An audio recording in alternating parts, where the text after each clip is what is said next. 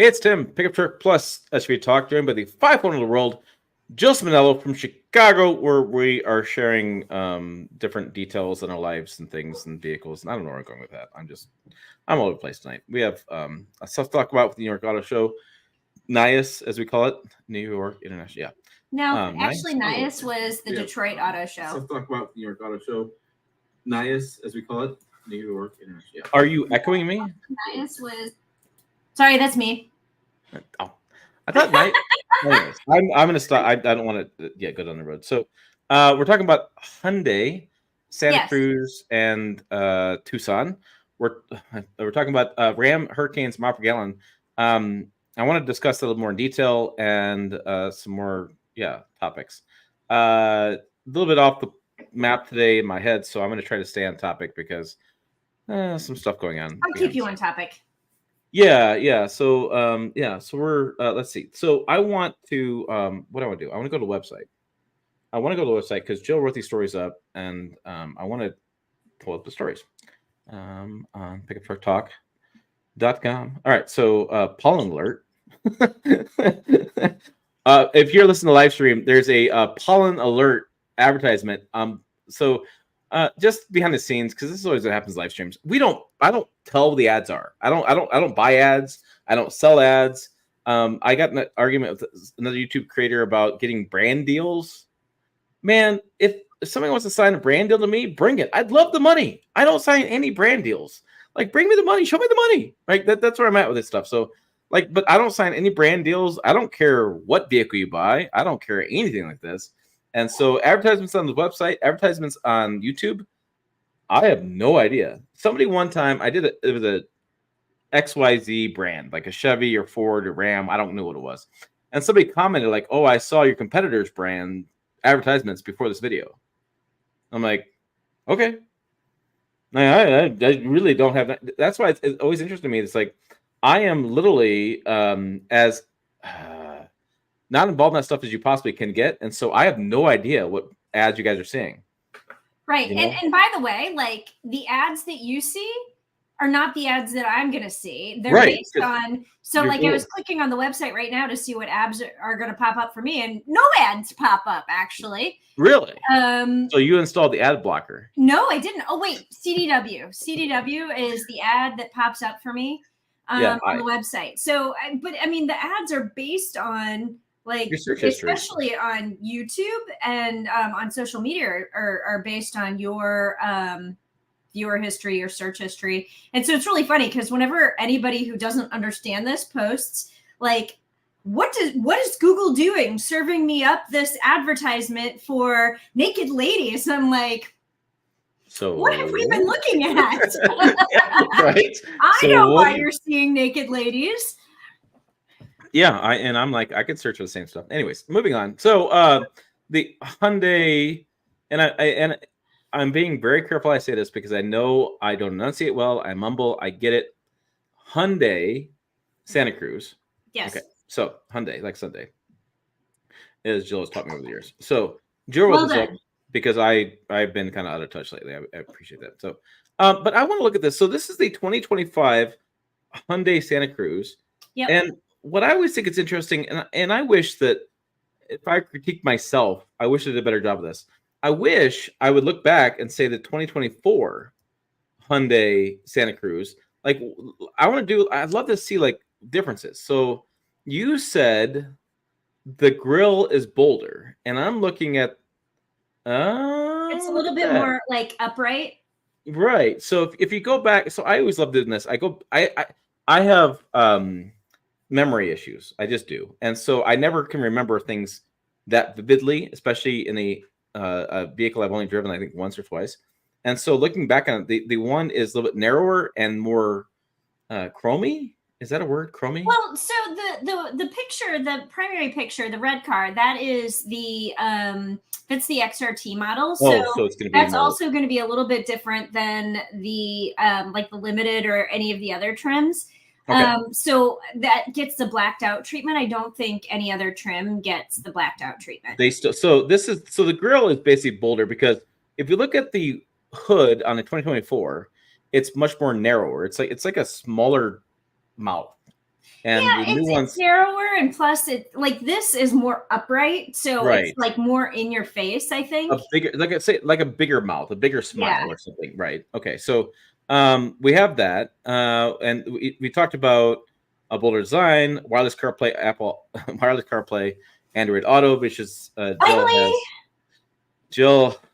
You're welcome, I guess. Apparently, Hyundai saying to you because you have fought the fight on this one. I will say you're carrying the torch on this one. If you don't know, Jill's one of her complaints on a lot of vehicles, because I edit her vehicle videos as well, is that if you're doing wireless charging, why don't you do wireless CarPlay Android Auto? Or like if you're doing like you shouldn't have wireless charging if you're not going to have wireless CarPlay and Android Auto. That's just stupid. Right. You see them as being together. Like if you do wireless, you do wireless all the way through, not one or the other. And so so we have wireless Apple CarPlay and Android Auto, and then we have tool hooks. So tool hooks, really and I'm giving you this. Here you go.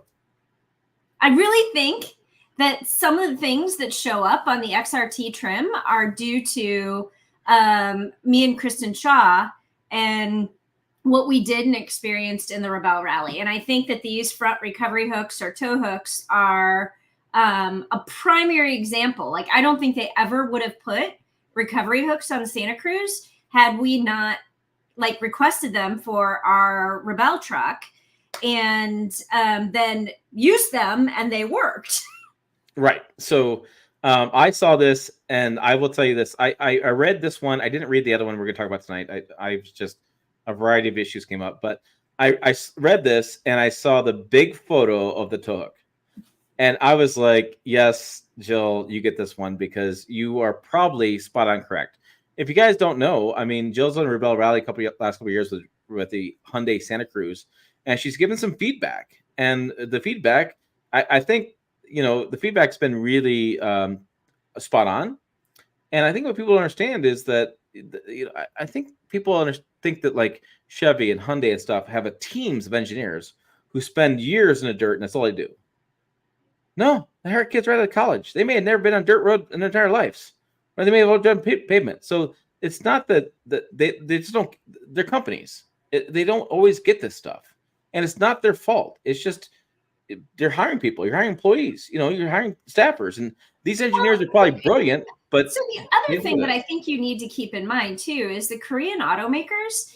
Off-roading and like overlanding and like this kind of thing is very foreign to them. Mm-hmm. And so like I really think that Rebelle was one of their first forays into trying to figure this stuff out. And I know they're also still really looking at aftermarket parts and things that they can, accessorize the vehicle with, like a bed rail system like we had on our truck and skid plates. And, the other thing that I think that Kristen and I definitely affected change for was they have better approach angles on this new truck. And because the XRT gets a different front bumper than the like limited and other truck trims do. So they're trying to make this more adventure ready. And, it remains to be seen whether or not people will actually do the things that Kristen and I did in Rebelle. But I think that they have made this much more capable. And, I can't wait to see it in person. I can't wait to drive it. I'm super excited about this. Yeah, and you're spot on. I mean, I can't tell you how many times I've been at different events and I've talked about something. I always harken back to the story of the Ford Maverick and the engineers talking about that Ford Maverick. And I said, this great side-by-side competitor, and they did not know what a side-by-side was. So, I mean, it just happens. People get hired for jobs for a variety of reasons. We have a problem, though, on this. I just happened to notice on the right-hand side. We're saying monthly e-newsletter. Yeah. We need to fix that. Weekly. We're actually going bi-weekly. The forum has its own newsletter now I set up for Mondays. And so, whoops, we'll take care of that. We'll fix that. So there's tow hooks, or recovery hook, whatever, recovery points, tow hooks, whatever word you want to use for these things. XRT also includes front bumper and grill, winch inspired 18-inch wrench inspired 18-inch wheels. Wrench inspired wheels. Oh, so the design on the wheels inspired by a wrench. Okay. You can't tell there, but yes. No, I really can't tell. There's more photos down at the bottom. Oh, yeah, we have a photo gallery. Digital key, which you've talked about. You had a story earlier this week of the Hyundai digital key, and I'm going to give you the mic here in a minute, but I will tell you on the forum, there's a guy named Ben and Beta who has his own YouTube channel, and he's an ex Tesla owner, and he was talking about digital key and how he was using it for the Tacoma and how it didn't work great or whatever. And I did a chin rub and I did a head scratcher because I never thought about a digital key being useful. But you have made a very good argument for digital key as a runner. Well, okay, so here's the thing.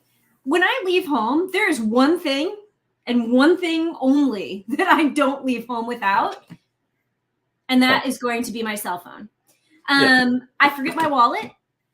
I forget my keys. I forget my car keys. Like I have, I don't have them on me, but I have air tags on all of my things that will send me notifications.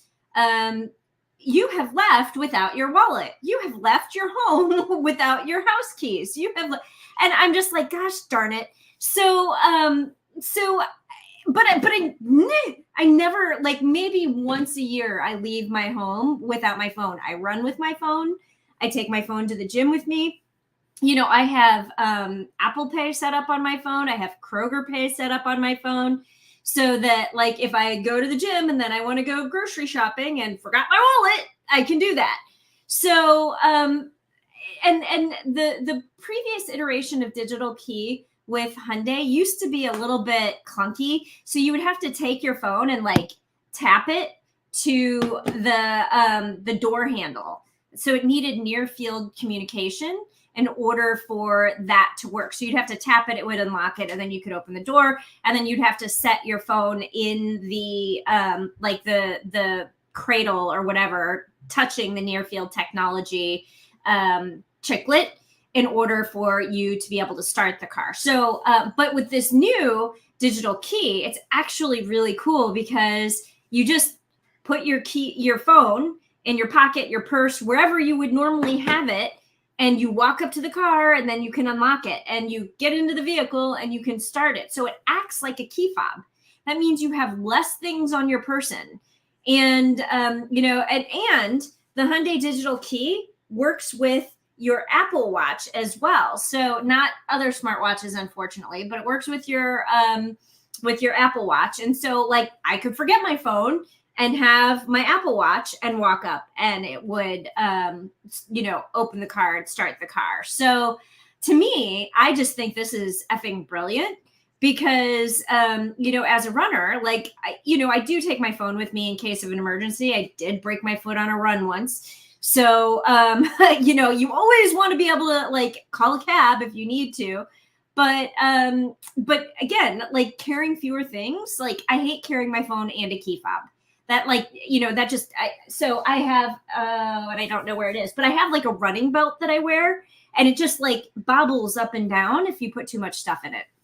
So at any rate, I could wax poetic about the digital key, and I love the fact that they've made it less clunky and it's free. Yeah, that's the other big thing. It's free. I think you wrote that it's free. Because you wrote free, yeah. Free. And I guess there is a little bit of a caveat to that. It's free for first owners. Right. And as long as 4G LTE technology works.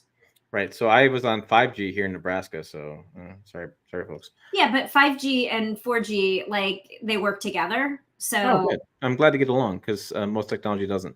This is a Jill Ciminillo question. Kevin wants to know, does the new Santa Cruz have front and rear parking sensors? I test drove a 2004 fully loaded Santa Cruz. Didn't have parking sensors. Ended up buying a 2003 Jeep Cherokee because it had sensor. They didn't mention sensors, so I don't know. But the loaded version of the Santa Cruz does have an around view camera. I'm trying to remember. There are certainly sensors on the Santa Cruz because I I remember damaging said sensors and you know, going over some kind of an off-road obstacle, and it like the car was like beeping at us, like when we like I feel like one of the sensors popped out. And so as we're like driving, it would sense a car like here and think it was here, and it would like squawk at us. So I know at least the version of the vehicle that we drove had some kind of sensors, but I don't know if they were parking sensors, and they haven't mentioned whether or not sensors were included on the 2025 model. Yeah, I think it's interesting, and I another reason I would put the comment up is that I'm learning a lot from our forum and from you guys' comments on YouTube channel as well. You guys shop for things that are different than I think of. Like, I do reviews. I gloss over some of the stuff, but I'm learning to be better about this because there are certain things, parking sensors, 360-degree camera, for example. Ben and Beta is a big he's becoming a big camper kind of guy. He wants to go overlanding, and 360-degree camera is very important for him. And for me, I'm like, I just look out the window. I mean, it's nice, but I don't know.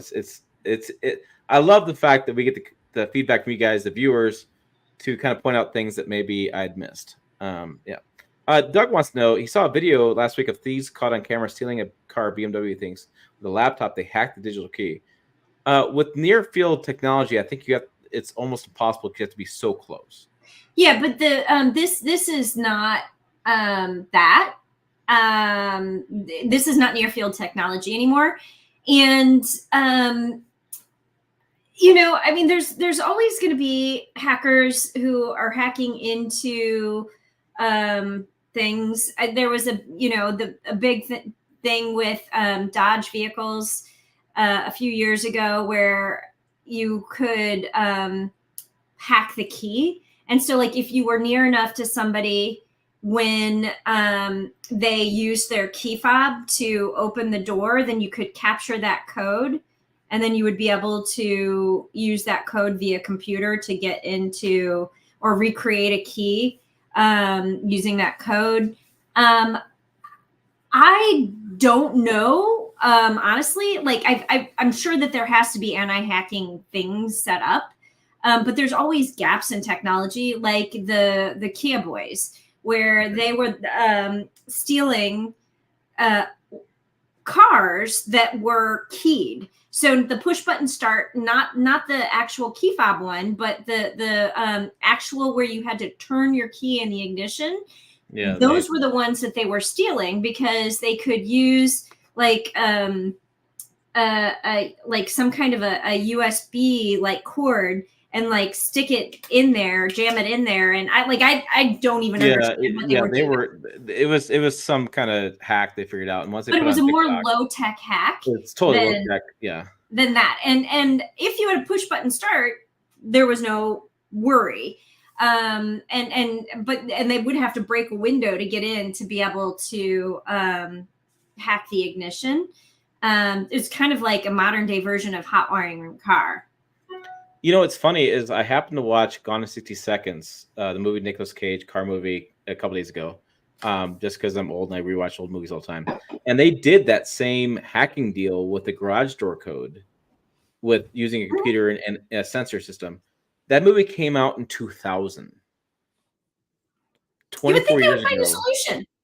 We've still been fighting. I don't say fighting. I'm say we're still concerned about these issues 24 years later.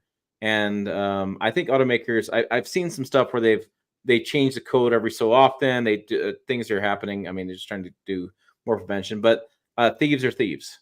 Thieves will get what they want. There's a whole theory about like. Right. It's almost like don't fight them back. Don't lock up your house like Fort Knox. Just you cause more damage. Don't lock it. Just let them take it because it's cheaper for them to just take it than it is to get all the damage repair work done. But unless you're me, then fight like hell because that's what I do. Right. Everybody's got a different opinion on it. That's what I was gonna say. So interior wise, we have a digital I would say a horizontal screen. Right. Yeah, so curved screen that kind of goes, and this is a new trend that we're seeing at Hyundai. The Santa Fe had this as well. And it goes from behind the, it incorporates the gauge cluster as well as the center stack. And I'm sorry, I'm pulling up the interior photo of the 2004, which does not have that. The screen is down below. It's lower than the dash. This one seems like it's kind of more linear line, I would say.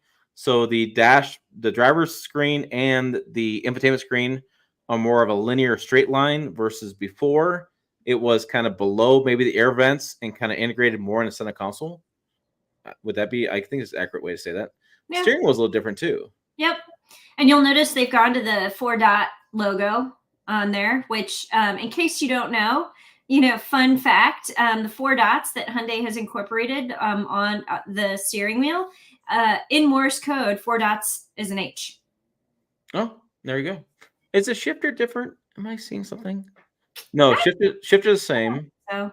Okay, so shifter the same. So so infotainment screen is different. Okay, and this is I want to talk about this, and I don't want to go. Well, I guess we tangent right now on this because we had a discussion on Facebook about this. I've been driving my wife's Trailblazer around this week, and the Trailblazer has a smaller screen, and it's got analog gauges with a very Atari-looking screen between the analog gauges. I mean, it's very basic technology, and there's an ongoing discussion right now whether or not we need these bigger screens.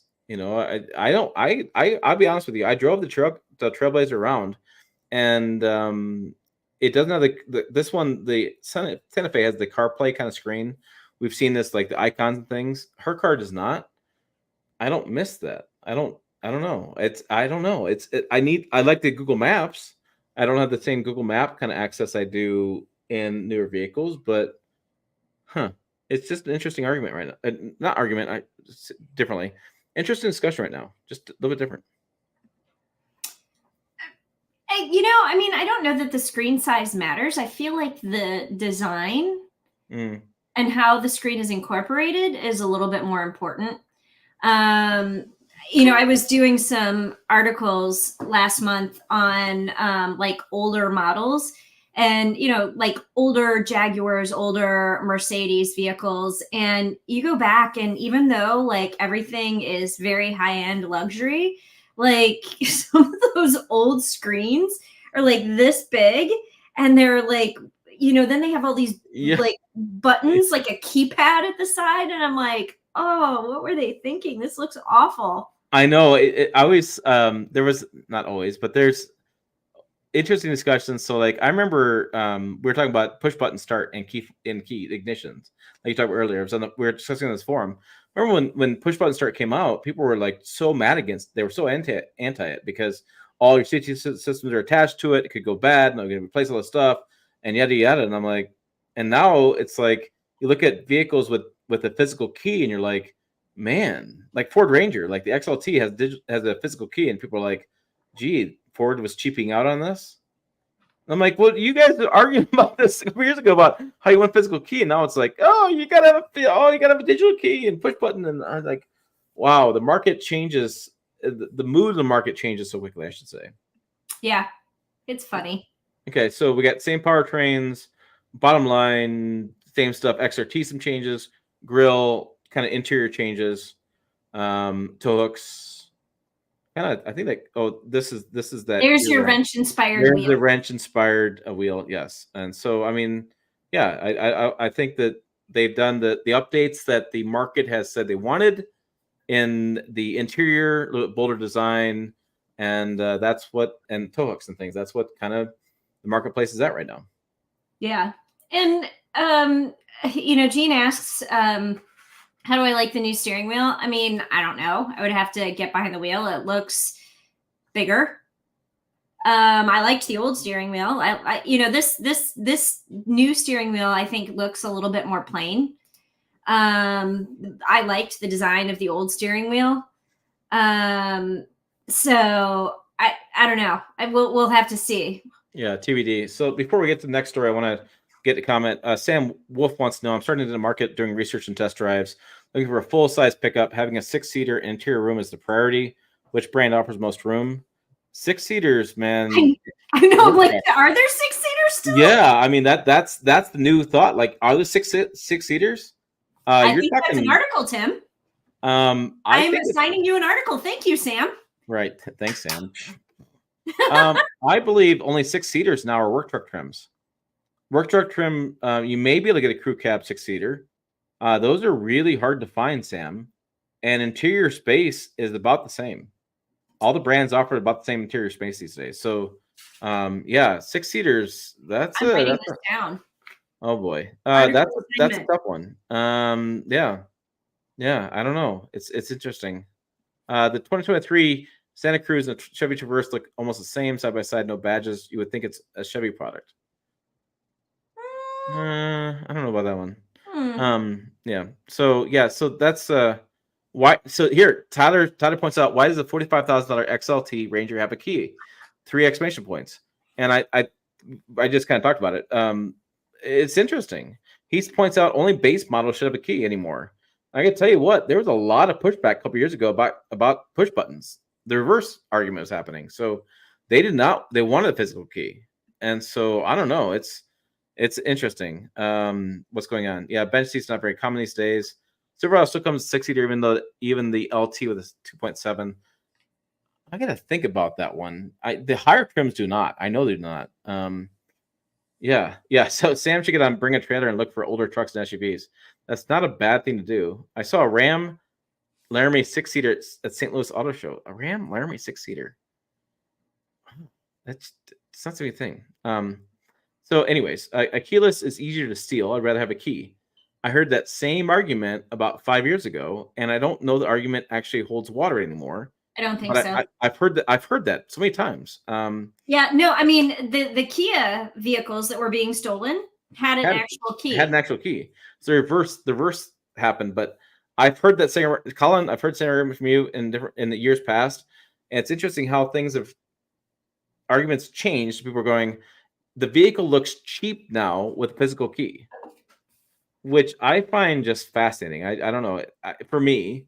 Right, so I'm sitting here behind the scenes, just watching you guys' comments, seeing what you guys are doing as far as talking about stuff, and so yeah, interesting. All right, so let's see. Hyundai Tucson gets interesting tech upgrades. So interesting tech upgrades, Jill. Yeah, so I didn't want to write the same story. Right. I'm like, different title, different, yeah. Since they released both the Tucson and the Santa Cruz at the New York Auto Show. So on this one, I just focused on the technology. And so as you can see, it gets the same. I believe that's the same as the Hyundai Santa Cruz there. Yep, it gets the same. The same dash. All right. The same screen treatment. Right. And I will point out, and I didn't really mention this in the article, but scroll back down. Scroll back. I'm sorry. Or up. Go back to the photo. Stop. I'm at the photo. Stop. So on the left side of that screen, you see a little dot there. That is actually a fingerprint scanner. And they didn't talk about it that much in the press materials. But if it is going to be the same as the Santa Fe, what that is like it kind of unlocks and locks valet mode for the vehicle.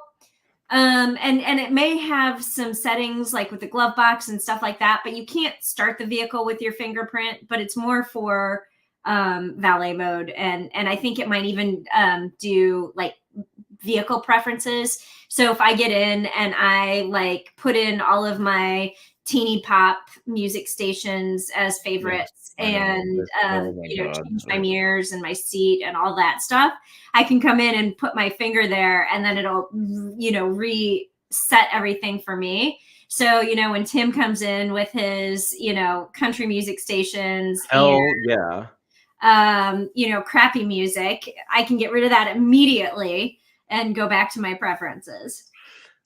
So I was in a Mercedes-Benz, I think it was recently, or BMW, I forget. I get those brands mixed up. But they had the same thing, but you could pay for purchases. It was basically like your Apple iPhone thing. You could go through drive-through and press the button. It would transmit your payment information to the drive-through guys. And so there could be some integration there as well, because Hyundai has started a new Hyundai Pay. So maybe I need to do an article on what Hyundai Pay is and because they introduced it with the Santa Fe, because the Santa Fe, like I said, has the same finger scanner.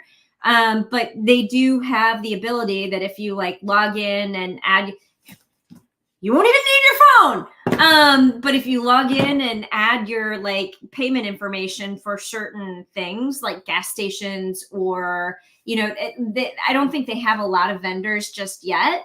But it could be like McDonald's or Starbucks or whatever, and go up to the window. And yeah, so I could see that fingerprint scanner being the same thing for like Hyundai Pay. So I may need to go into that and look at what all that fingerprint scanner does and what Hyundai Pay is. It's so interesting to tie it all together, though. So we have the privacy concerns with, say, push button and near field technology with digital keys, and now we're expanding, getting even beyond that by doing a fingerprint thing, transmitting payment. Like, are you going to cut off my fingers and use them, Tim? Is that what I'm hearing you say? I feel like a Mission Impossible movie is coming. I feel like Tom Cruise, Mission Impossible 15, is going to somehow do this. Which, by the way, if you ever go back to like the old Mission Impossibles, it's so funny the technology they had back then. All you need is a wax mold of my finger, and then you can steal my fingerprint. Writing that down. So we have heads-up display. Mm-hmm. So that's the cool thing about the head-up display is the fact that the like Apple CarPlay and Google Android Auto will feed directions through the head-up display. That doesn't always happen, and I like that. So it's got a new, better integration with CarPlay and Auto. It's so funny to me. Wrong way to say it. It's so interesting to me to read the comments about how the new screens are distracting drivers. But then it's like, wait a minute, we're putting heads-up display right in front of your face. Yeah, no, the head-up display to me is more distracting than like that 48-inch screen. Really? In the new Lincoln Nautilus, because the Nautilus screen is like here, and you're taking stuff and you're projecting it over the car in front of me. Like, that's distracting. Okay. Jill's distracted often. Heads-up display, digital key 2. Which you talked about as well, and then forward attention warning added. Oh, so I need to dig into the Hyundai Drive Assist 2 system, because they've got forward attention warning that has been added, and they've added an infrared camera that's going to watch your eyes, and if they detect inattention and they've given you alerts and you're still not responding, the vehicle can come to a stop, turn on a hazard lights, and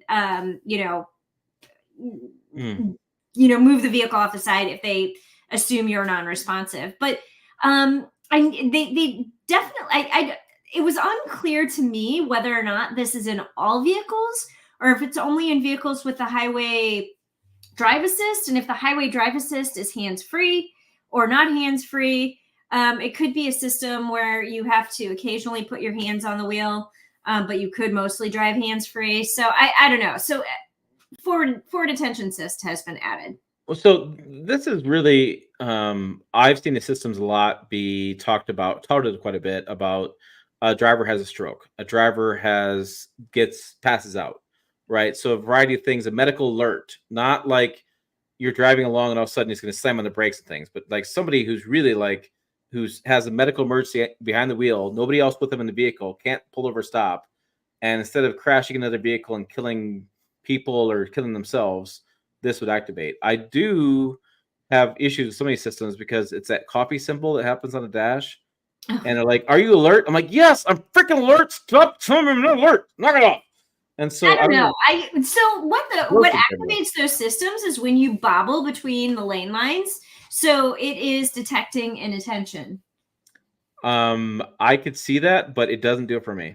It turns on all the time, and it just drives me up the wall. Well, that means you're a bad driver, Tim. I am not a bad driver. Thank you very much. So, yeah, we don't do anything else.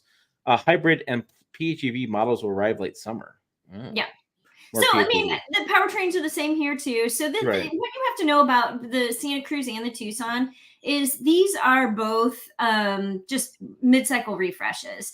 And they are, so like Santa Cruz, I want to say was new for 2022. I think Tucson was new for 2021, maybe 2022. So, you're just 3 years into the life of this vehicle. So you've got styling changes, you've got upgraded technology, sure. And you've got some, new like interior design and materials. So nothing huge. The powertrains on both vehicles are the same. So the Tucson currently has a gas vehicle, a hybrid, and a plug-in hybrid. So still has a gas vehicle, a hybrid, and a plug-in hybrid. But I could be like, this is me like digging into my brain and my memory. I feel like the gas version is built in the United States, but the plug-in hybrid and the hybrid are not, which is why they have a later ETA. Mm-hmm. Yeah, that makes sense. I could be wrong. So correct me if I am. Please feel free to comment if you know the answer to that. Okay. So let's get back to some of the comments and we'll move on to the Ram news because I think it's pretty interesting. I'm going all the way back. Keys poke my legs. LOL. That's what Tyler says. Last Star Foster. Tyler, Toyota's unintended acceleration and the fear that one couldn't turn off the engine was a fear for the push button start. Yeah, that stuff drove me nuts. It was the floor mat, and there's new anchors in the floor mats that all brands have adopted.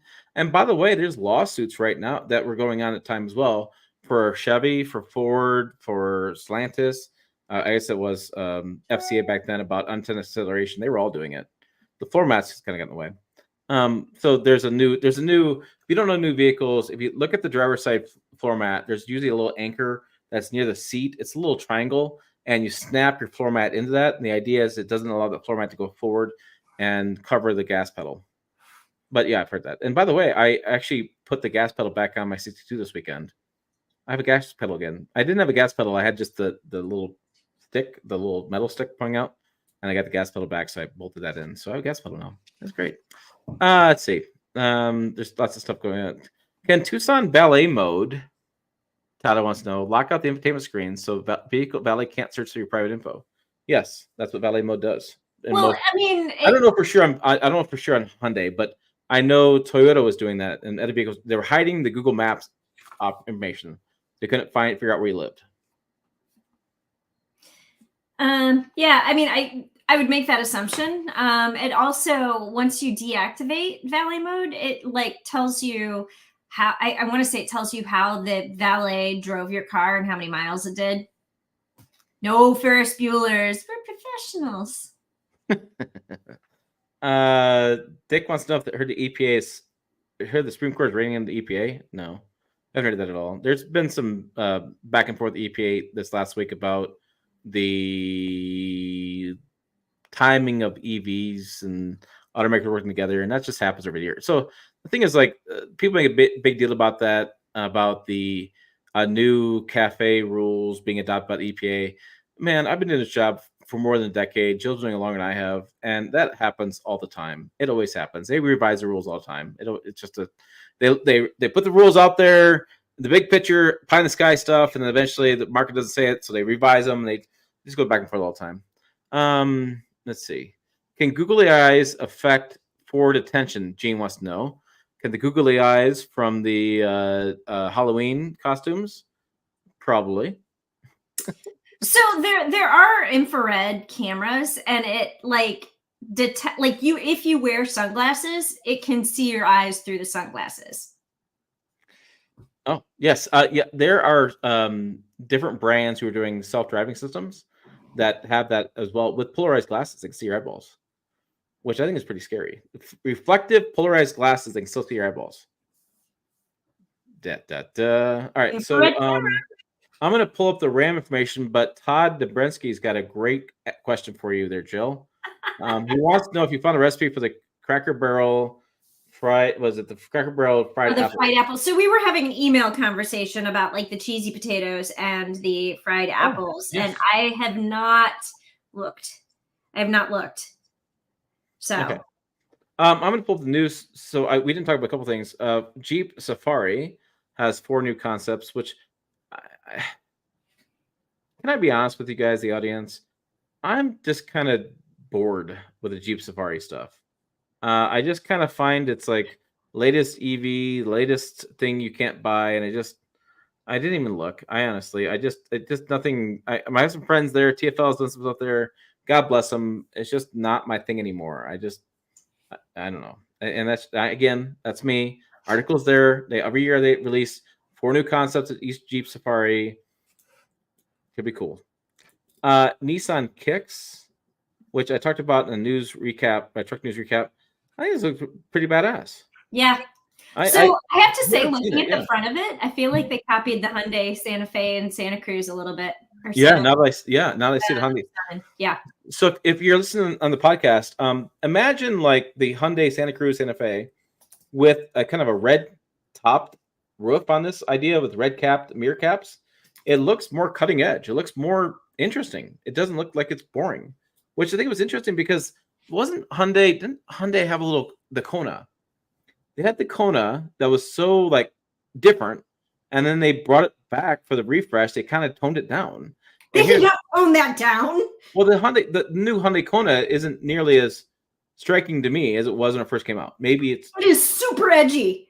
Okay. Like with the mono light that goes across. Like what world are you living in? To me, it's like incredibly polarizing design. Well, so the Nissan Kicks is pushing that design as well. I think it's really great. And then Hyundai Key.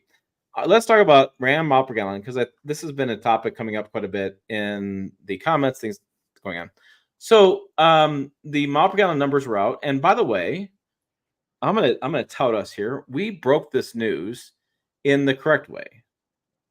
So there's a site called stellpower.com that had the story, and turns out we didn't agree with their numbers. We didn't understand where they get them from. So Jill and I did much back and forth, and we had some confusing times at ourselves. We confused ourselves, but we had the numbers. Journalism math is always sketchy. Yes. Oh my gosh, we were trying to figure this out. So basically, we had to throw out what Stellpower had published, and I was pretty proud of us that we had got numbers out first, and so you saw it here first, or breaking news, or whatever you want to say in the stuff, because it's whatever. So the numbers are interesting. So I'm going to go from the top because this is the easiest way to make sense. So the 3.6 liter V6, we have a high fuel efficiency vehicle, which is still out there, which I find fascinating. I need to do more research on what they're doing this year for high fuel efficiency. It used to be like they had a really interesting, weirdly shaped tonneau cover. They put the side steps on. They changed up the front air dam. It was kind of what they deal with back then. And so a little bit better fuel economy with that one. Standard output Hurricane and high output Hurricane. And we have 17, 24, 19, and that's the 2025 models for the standard output Hurricane. Down below, we did 2024 Ram 1500. So we did some comparison numbers. And basically, the standard output gets about 2 miles per gallon highway and 1 mile per gallon better city or combined. The city is the same. And I learned a lot of stuff in this article. I learned number one that starting in what did I tell you? 2022, the Ram 1500 was only available in e-torque. You only get it with a 48 volt system on top of that. I think 2023 was the first year they did away with the 2023 would have been the right e-torque only. 23, 24. So basically the last 2 model years, the Ram 1500 was e-torque only. I should have said more accurately. So 48 volt mild hybrid system, which I did not know that. I didn't know that they got rid of the non hybrid version of the Hemi engine. I was not aware of that. The other thing that I thought was interesting was this whole conversation we're having online, and there's a lot of arguments going on right now, whether or not the 3-liter high output Hurricane should even be remotely compared to anything of the prior generation Ram 1500. People are suggesting it should only be compared to the 6.4 liter supercharged TRX, which I disagree with. The TRX is a whole different animal. Yeah, it's like 200 more horsepower. Right, it's a whole different thing, but people want to make that argument. And so, anyways, I'll be curious. Put your comments down below. What do you guys think on that? I mean, to be fair, the high output Hurricane is replacing the powertrain that was in the TRX, but it is not as powerful as what was in the TRX. Yeah, and to me, I'm going to guess the Ram Row will have this 3.0 liter high output. Yes, I agree too. I agree completely as well. So I thought it was interesting that argument came up, and I don't know what to decide on it because, again, the tungsten is the trim that gets this high output Hurricane. The tungsten did not exist last year. So do you have apples to oranges to apples? I mean, how does this comparison work out? It's so interesting for that discussion. But basically, the Hurricane engine, it's slightly better fuel economy, except for the four-wheel drive version, which gets better highway, but the same combined, but no, less, the same combined, but 1 mile per gallon less city. It's like, it's a total head scratcher how that works out, those numbers. I don't know. It's just, interesting. Yeah, I don't know. But I'm curious what you guys make on that. Let's get to some comments here. Yeah, so the big thing with Hurricane, they recommend 87 octane. The Hemi was recommended with mid-grade. Well, so that's an interesting conversation as well. I saw a story in MSN. I didn't click on this morning, but somebody had wrote a story and like, why do we even have mid-grade fuel? Yeah, and I thought it was a really interesting story. I was like, why do you even have mid-grade fuel? Only the Ram Hemi was recommended with mid-grade. Everything else is either like 87 or in my area is 85 or premium. Yeah, and I also want to say I believe the high output Hurricane is recommended premium. Yes. So it's just the standard output Hurricane is recommended with 87. Yeah. So I don't know. It's interesting. Brandon says the Ram 1500 limited and Longhorn versions also come standard with high output Hurricane.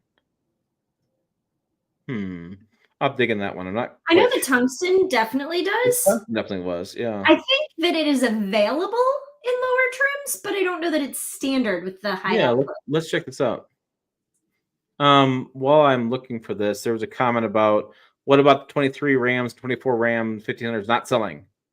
Guys, it happens all the time. Like there's a big argument online about making a big deal about that. Automakers don't care. Those sort of incentives on those trucks, they blow them out. It's just business. It doesn't mean the new model won't sell and whatever. Ram's got to move forward. They cannot not bring new model out. They have suppliers that have new model parts for. They have dealers who want the new model, buyers who want the new model. Like they don't. Automakers. It's just the whole idea. And somebody said, "Tim, you're just drinking the Kool-Aid. Ram's going broke." Dealers are franchisees. They're paying a lot fee to have these trucks. They don't. I mean, dealers just want to sell them. Ram will just say, here, a bunch of cash. Because cash in the hood always sells trucks. It always does. So I'm on the build and price tool for the limit, because I think it's interesting. That's an interesting comment. I want to double check this.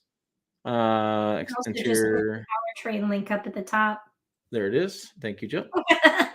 So 3-liter Hurricane high output is standard. Oh, it is standard on limited. All right. Interesting. So limited. So let me go back. Limited Longhorn and tungsten. So basically anything more than $80,000 about that range has the high output. So, and that's going to be frustrating too, because you can run lower octane in the Ram truck, because I asked the engineer if you can do it. You can. It does have the powertrain is available to be able to run that. It's got NOx sensors in it to avoid that. But you for max performance, you need premium fuel, which I remember a couple years ago when Nissan came out with premium fuel because they wanted the best in class Titan, and it created lots of conversation online about that. And I still do not like premium fuel. Well, and Mazda is famous for giving you 2 horsepower numbers for regular fuel versus premium fuel, and they make no recommendation one way or the other whether you opt for premium fuel or the regular. But essentially what they say is, if you go with regular, to each your own, this is your horsepower rating. If you go with premium, you get like 20 more horsepower. Does it make a difference? I don't think so. So I think a lot of people in Mazda land are probably just using regular fuel. Yeah, we had our Mazda, we just use regular fuel. Doesn't the S-standard output recommend premium in towing? Yes. But who in the hell is going to pull over drain their gas tank, go put premium fuel in when they're towing. Like I've always, Ford has done this for years, and I've always chastised Ford for this with the EcoBoost engine, and they've offered that in the owner's manual for years. That's such a BS thing. It's just dumb. So essentially, what that means is, if you know you're going to be towing, 2 weeks before you tow, you just start filling up with premium. Yeah, I would never do that. You don't need to drain your tank. Just I would never do that. Eventually, I just don't plan that far in advance. There's no way. Well, duh. Are we having a live stream tonight? No. How about tomorrow night? Can't do tomorrow night. Okay, let's do Wednesday. Yeah, basically. Plan. Let's see. Todd wants to know, what's your opinion of the idea that post-pandemic price appears to be around $50,000 for new vehicles? New vehicles are expensive. I don't know. Here's my thing.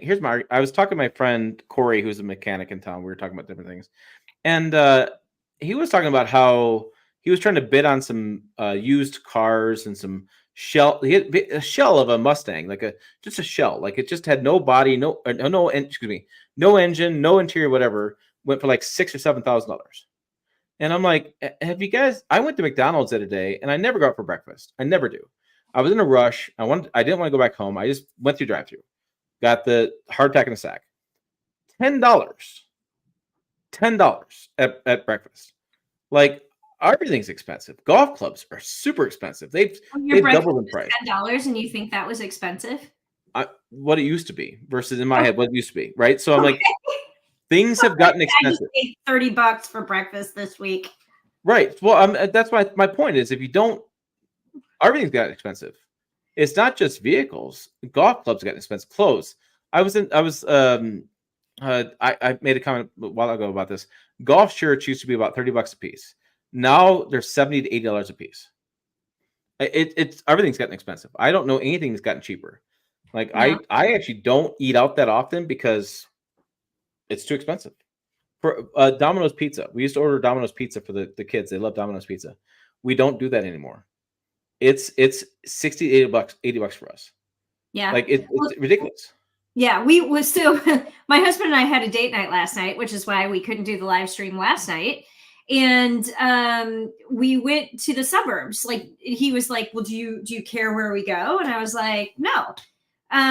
Wherever you would like to go, just pick something that you think I would like. You are planning it. So we ended up going to this great Indian restaurant up in Northbrook, in northern suburb of Chicago, called Maharaj. Best dining experience in an Indian restaurant I think I've had. So giving a shout out to Maharaj in Northbrook, Illinois on Dundee. And we ordered like what they call the chef's special. And so for two people, it was like $52. And then we both had a glass of wine. And then we ordered an appetizer. And our meal was less than $100, which, by the way, is very rare in the Chicago area. So my husband like shows me the bill at the end, and he was like, we need to come out to the suburbs for dinner more often. Like, clearly we do. But yeah, no, everything is more expensive. And I buy most of my clothes on ThreadUp. Right. I don't know if dudes out there know what that is, but it's a secondhand online store, and gently used clothing. And I like refuse to pay like $100 for a pair of jeans. I just refuse to do it. I think that's stupid. I think jeans and t-shirts should be $10 or less. And I'm not going to spend the money on those things. And so, but then I buy used cars. So, I combat it in the way that I can. And I don't know if anybody follows me on Facebook, but I actually did a post this week of the Nissan Altima. So car, or not Altima, the Nissan Versa, car, not a truck. But one of the biggest complaints I get all the time is how expensive cars are. So, $48,000 is the average transaction price. But this Nissan Versa, which was an SR top trim and it had a whole bunch of stuff on it, was $22,000. Yeah, I saw that's coming in the post too about the big screen, because it's got a small screen. I'm like, drive my wife's Trailblazer around, which Trailblazers are too expensive as well. But Same thing. Wilmar says golf clubs are expensive when you buy them, cheap as heck when you sell them in a year or two. I buy used golf clubs because technology doesn't change that often. I'm not a great golfer in that I can tell what changed a couple of years. And Tyler says decent jeans used to be $25, now $60. I can't tell you how many clothes I buy at Walmart now, just because I refuse. And Walmart, I mean, you want to pick on Walmart and pick on stuff, but I can get a t-shirt. This t-shirt probably came from Walmart, and I probably spent $9 on it. But it's a t-shirt I wear around the house. I put oil on it. I work on the garage. Who cares? It's my work shirt. Then I buy a different one. You know, I just don't spend money on that. And everything's expensive. That's why it's like they're tough. It definitely is tough in the marketplace. But you know, the flip side of things is that people are spending a lot more money on stuff. It just bonkers me. There's a story going around that I've been thinking about doing. Electric.co, the website owner does electric EV stuff, and he's kind of a controversial guy. But he's talking about how the ceiling on used Cybertrucks is just plummeted. Like, used to be like people are flipping these things for $100,000 more than they bought it for, and that is just going down the drain. Yeah, they haven't been on sale for very long. Right, but but it's just going like the people cannot even flip these for they're paying for them now because the market has changed that fast. And it's people that wanted to make a quick buck off the Cybertruck are just losing their butts on this stuff. And Tesla's actually banning people from selling it right away. They're doing really, I think it's a dumb thing, but they will not let you order Teslas because if you flip your truck too fast or something like that. But you know what? Ford did that with the Mach-E, and some other vehicles. So it's not an unheard of practice. No, it's not unheard of practice, but I just, the market's crashing and booming. It's a weird thing. I have people email me and they're like, I'll say that you look at a YouTube video on, say, Laramie, a Ram 15 Laramie. We're talking about Ram trucks, and I will get 5 comments about how it's so overpriced. I'll get 5 comments about, hey, what do you think of this wheel combo? I just ordered this. And it's when you sit in my chair, and from Jill's standpoint, she's in her chair, looks at comments. It is just interesting the back and forth of people that are willing to spend the money. They just want to buy it. Who cares? And then people are like going, I will never give you $30,000 more for a full size truck ever in my life. And I'm like, okay, like, and from my standpoint, I don't. Whatever you guys do, somebody's going to. Somebody is. Otherwise, trucks would not be priced where they are. Somebody is spending that money. Exactly. So a lot of somebody's are spending that money. If you guys stop buying them, then stop building them. Tommy Gordon wants to know, since when is it okay for standard output engine in a truck to have to run on premium fuel? Since turbos have changed the game on that. And automakers are doing tweaks on fuel as far as what you need to use for fuel.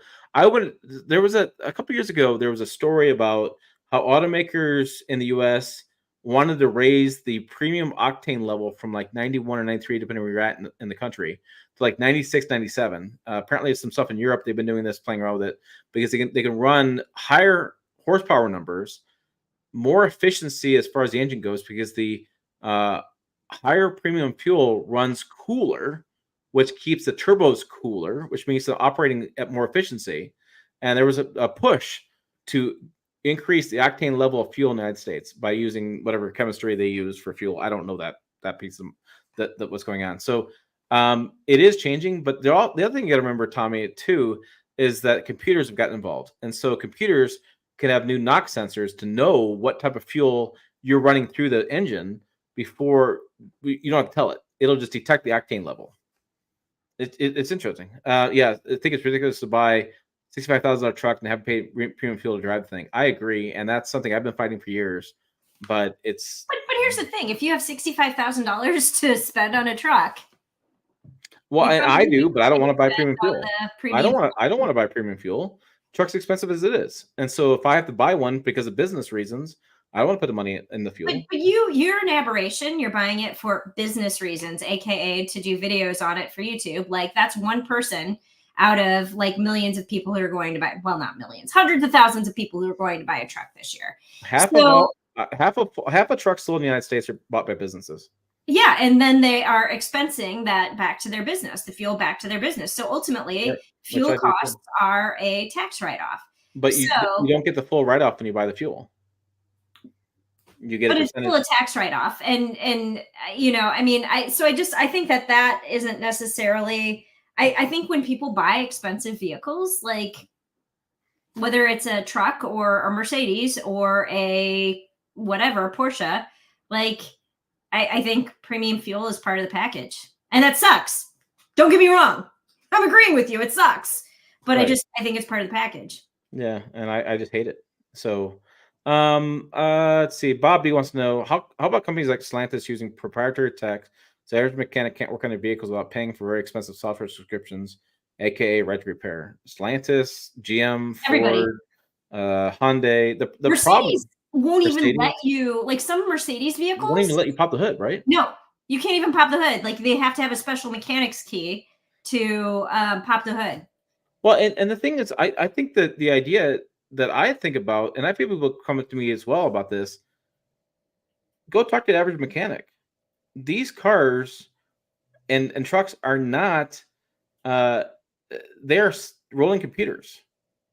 Like you have got to have a software subscription to work on these things. Like it's just, you have to. There's no way around it. It sucks, but like people always ask me all the time, like, "Oh, 62C10, Tim, isn't it great you work on that thing?" I'm like, "Yeah, but I always have to work on it. Like it's always have to work on it." But you look at a brand new truck and look at the reliability reports you've done on these brand new trucks, and the reality is it's software based. It's a problem with these trucks. It's not always engine stuff. It happens. It's not as common for an engine to go bad as it used to be, like an engine to be lemon, but it's mostly software. And some of these mechanics, like from Mercedes-Benz, like Jill points out, those jobs, I tell kids all the time, like, you want a good job, go to Mercedes-Benz mechanics. Those guys go to college to work on the vehicle. 6-figure jobs to work on the vehicles. I mean, because they are so intense with that stuff. And that's why, like, states, was it New Hampshire or Vermont or one of those states are trying to do a right to repair. And there's some lawsuits back and forth. And automakers are like, you can't do that. You can't just, it's just, you're talking about so many different aspects of things. A vehicle is a rolling computer, and there's got to be some back and forth, some proprietary information as well. It's just really interesting what's going on with that deal. All right. We're over an hour. All right. We should wrap this up. Anything else? Looking about yeah. So Doug says, what I dislike most about new vehicles, almost totally computerized. Yes.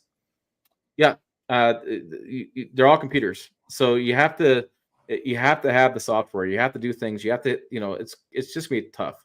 Our manufacturer's going towards John Deere systems. So John Deere's gotten in trouble for years, and they actually got sued by a bunch of farmers and things because they wouldn't let the farmers and stuff work on their vehicles, on the tractors. And I think there's going to be some lawsuits for sure, because there's people like Bob who want to work on the vehicles and he wants the right to repair them. I don't know how you can. Go pop the hood of any new truck. People always tell me all the time, like, why you take the cab off to get the truck, to work on a truck? Have you seen the engine bay? Like, unless you're some sort of like Gumby looking thing to get your hand down in there, you can't work on them without dropping stuff off. I mean, just what's going to happen? I would make an argument that we have computer repair shops, so why not cars? Yes. A vehicle now is a computer repair shop. That's what I got. Yeah. All right. Jill, anything else? I don't think so. I was just kind of scrolling through the comments to see if there was anything we missed that we should comment on. I'm like, Jean's comment, journalism math equals fuzzy math. That would be true. That's true. Yeah, that's why I always double check and recheck my math on things. Comment from NM Trucker: any chance of reviewing the 2024 GMC Acadia with the new 2.5 liter turbo? We had the ability to go and see this vehicle in person before it was revealed, but to the best of my knowledge, they haven't had a drive program yet. And if they have, we were not invited. Yeah, so comments on that. The people keep asking about GMC Yukon as well. Yukon hasn't been released yet either. So yeah. I mean, we haven't even seen it. I don't think, have we? Like they've released that it's coming, but I've seen it. Yeah, I've seen some spy photos. I'm just gonna let you in a little secret. looks just like the Tahoe. It's a Tahoe, but fancier is what's going to happen. Yeah. So I don't know. It's going to be waiting for stuff to come out. Like I haven't seen anything GMC in a while.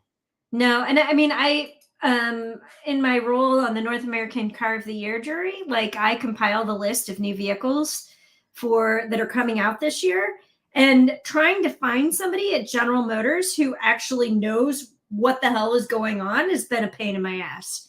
So, yeah, I mean, we still got supply chain shortages. We still got big delays in manufacturing through the UAW strike still happening. That's why the Ford Ranger was delayed. Yeah. Oh, okay. So Jill does a podcast with Tom Appel, car stuff podcast. Tom Appel watches so much TV. Old TV. Old TV. He's always doing black and whites and stuff. And so Tom picked on Jill for not knowing what one of the Star Trek actors was. She was Uhura. Uhura, right? But like, how many of you know who Uhura is? Jill does not watch TV. Tom watches old TV. And I watched the movie. Right. I mean, I watched it Gone in 60 Seconds from 2000. Like, as old as I get, right? I get old. But Tom is like Bonanza years. Like, and he's always throwing stuff on Facebook about name this one and name that one. And I'm like, Tom, I don't know the gray hair to name that one. Like, I'm lost. Yeah. Star Trek was introduced in 1966, by the way, because it was not alive in 1966. Just going to put that out there for you. Okay. Fair enough. So, yeah. So, So no, I do not know who Uhura was. I do now know who Uhura is. If you don't listen to the podcast with Tom, Tom loves doing these quizzes and loves putting Jill in awkward situations, trying to answer questions. And weird it's questions. just like, weird. Yeah. And I knock on wood, I've done fairly well on guessing with the questions he puts out, the trivia questions, but they are hard. They are really hard. I got 6 out of 6 this week, and it's 5 questions and a bonus. So I'm just gonna say, wow, that's pretty. Spoiler alert! I did really well this week. Okay, we have gone from SUVs to trucks to Star Trek. I think this is it for us. Yeah, I know. I'm like I said, I'm just scrolling back up, seeing if there's anything we missed. All right, that's enough. Okay. Stop scrolling. I got a story assignment for Tim. Casey says Jill does better in the quizzes than I do. So there you go. Jill gets a golden star. Yay, thank you. But yeah, so I've got an assignment for Tim, and we talked a lot of stuff. Yeah, we talked a lot of stuff. So for more stuff, things we talked about, different things, check out the website, pickuptrucktalk.com, on the website and on the podcast. We had, Jill, we had 970 some downloads last week, 987 downloads last week, something like that. I reported to you. Like, we almost had 1,000 downloads of just the podcast and the Truck News Recap, which this may surprise folks on here. I make no money off those. If you listen to the podcast, you're welcome. I'm giving this to you for free. If you listen to the podcast, the more correct way to say that is thank you for listening. Yeah, thank you for listening. I mean, every once in a great while I get an advertising spot where I make like 25 cents. It's all about you guys. Thank you for listening. Thank you for listening. We appreciate you. There you go. As always, thanks for watching. We will see you down the road.